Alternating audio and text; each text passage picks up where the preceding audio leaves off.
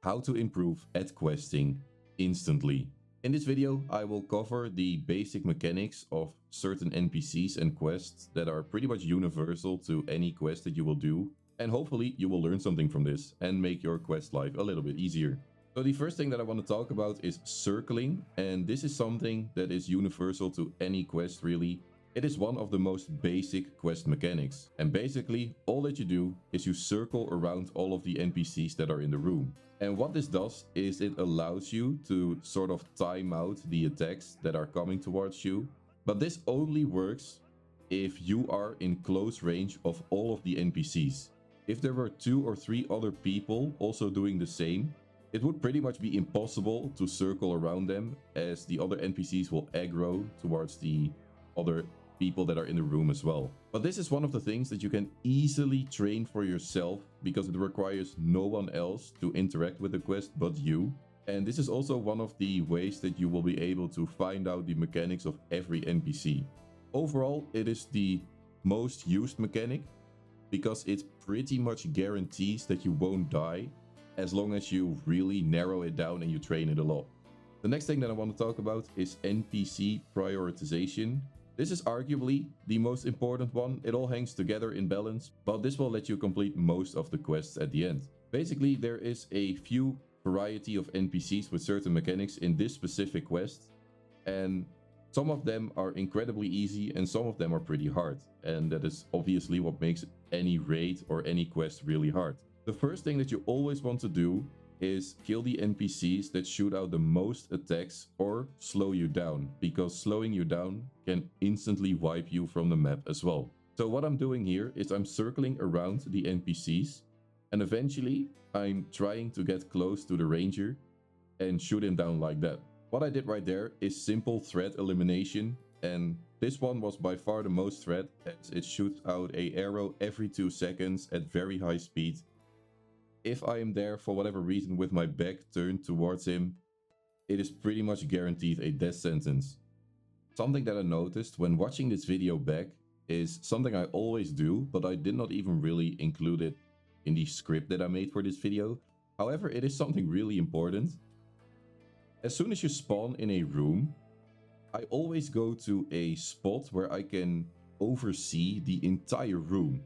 Let's say this is the room again, and I would be starting right here, as I told you guys why it is so important to start at a spot where you can see everything. Because the NPCs spawn in a line like this.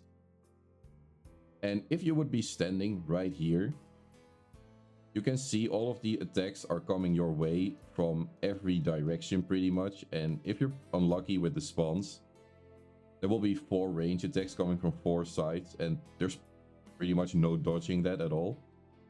However, if you are standing right here, all of the attacks will go directly towards you, and this might sound a little bit counterintuitive, but from here you can easily follow a path around this way, making sure you avoid all of the rangers whilst they're still locking on you, and this also allows you to prioritize the NPCs easily.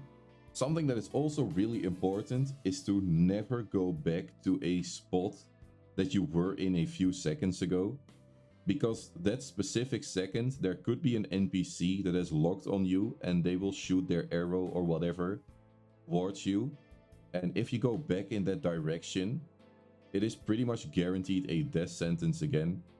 And it also goes for things that follow you. The horses that you see on screen have an attack where they light up a ball and they throw it at you, and it will follow you for like 15 seconds or something.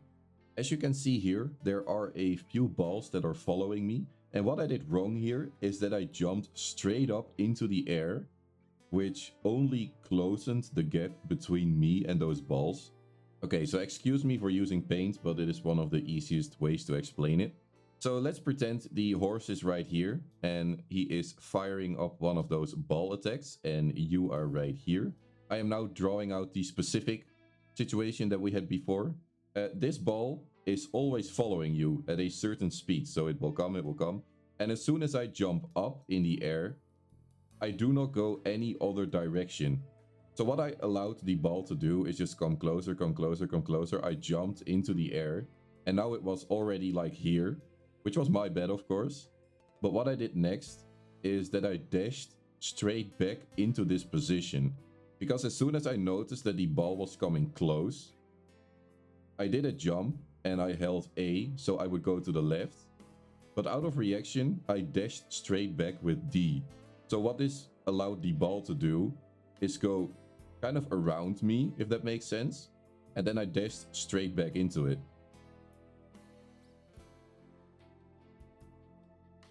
Something that is also a pretty good tip that everybody should do if they're learning a new quest is leave one NPC that is shooting something alive, so you can really get a feel for how they attack, when they attack, which animation they make, which sound they make. This makes it so much easier in the actual quest to prioritize the NPCs. And because this is a game that is I don't know how many years old, the source code itself is really messy. The AI of these NPCs is not that great at all. It is not really that hard. So sometimes here and there you will find a bug. And this is one of those things, is sometimes when you get really close to NPCs that have a mage attack, they also have a melee attack. And you can pretty much force that out by just standing next to them or blocking their hits. Okay, so this is round 3. And what I'm doing here is slightly different from going to a spot in a room where you can see the entire room. So what we're doing right here is that now that I'm standing here, I know that there will be 3 NPCs spawning right in front of me. And what I want to do is walk straight forward and then to the left so I can start circling around them. It requires me to kill the first 3 so I do not get shot in the back when going to the back of the room. So there you go, I shot down all 3, and what I will do now is start circling. And now that I went all around them, there is pretty much no way for me to get hit anymore if I was really paying attention. And this pretty much guarantees the room already, or the round I would say. There's only a limited amount of NPCs that can spawn in one round. For some rounds it's 20, for others it's 50. However, there's always a limit, and there's also a limit on how many there can be in one room. Okay, so let's say the total amount of NPCs is 50, but there will be only 20 total at a time alive inside a room. If you pick off the rangers and the majors and whatever slows you down, let's say I kill 2, it goes back to 18. And there will be 2 new spawns coming. This could be a meleeer, this could also be another major or another ranger.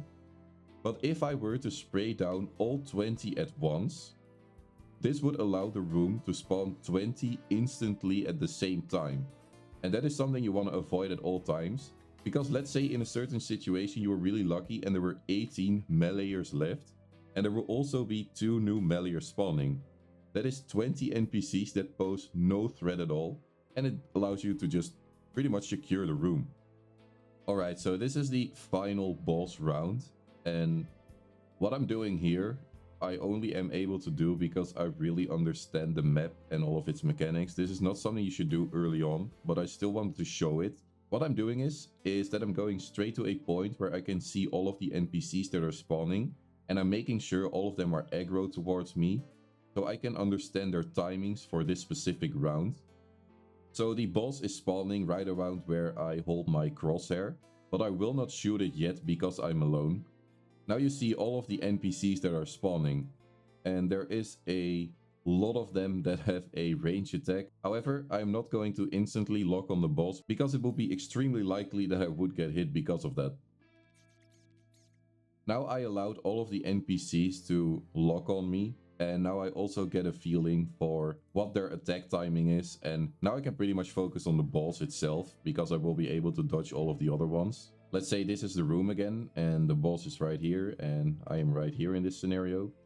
The thing you do not want to do is go in one straight line if there are NPCs here, because they will obviously shoot you. The thing you should probably do is go towards the wall. Do like a wall run on this wall, and then go in a straight line here, because there will be no NPCs right here, and just do another wall run, and that way sort of lock yourself in a pattern that is really easy to remember. and also dodges all of the attacks, as you will be able to hit the boss whilst wall running as well. Anyways, fellas, thank you very much for watching. I hope this was helpful, and if there's anything that I missed, feel free to leave a comment and I'll start making another video.